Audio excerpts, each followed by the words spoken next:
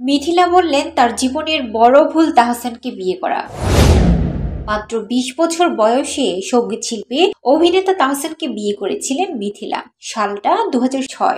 এক অনুষ্ঠানে এমন বিস্ফোরক মন্তব্য করতে শোনা গেছে সৃজিত ঘরণীকে।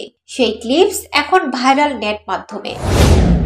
মিথিলাকে জীবনের বড় ভুল সম্পর্কে প্রশ্ন করা হলে তিনি সটন জবাব দেন, আমি জীবনে ছোট ছোট অনেক ভুল করেছি, তবে বড় ভুল অনেক ছোটবেলায় বিয়ে করে ফেলা।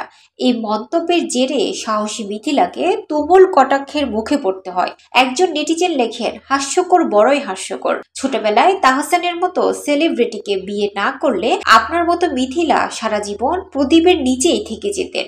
অপর একজন লেখেন, মিথিলাপুর জীবনের সবচেয়ে বড় ভুল তাহসান ভাইয়ের অসম্ভব ভালোবাসাকে বুঝতে না পারা। এই শোতে প্রাক্তন স্বামী তাহসানের সঙ্গে নিজের সম্পর্কের সমীকরণ নিয়ে কথা বলতে গিয়ে মিথিলা জানান, আমার কাছে সবচেয়ে গুরুত্ব আমার মেয়ে, আর তাহসান আমার সন্তানের বাবা। সেই জন্য যতটুকু বন্ধুত্ব সুলভ থাকা যায় আমরা ততটুকু বন্ধুত্ব সুলভ থাকি। ২০১৭ সালের অক্টোবরে সুদীর্ঘ ১১ বছরের দাম্পত্য সম্পর্কের ইতি টানেন তাহসান মিথিলা। ওপার বাংলার শোবিজ দুনিয়ায় এই বিচ্ছেদ ঘিরে কম হইচই হয়নি। আদর্শ দম্পতি হিসেবে পরিচিত তাহসান মিথিলার সংসার তাসের ঘরের মতো ভেঙে পড়বে কে জানত।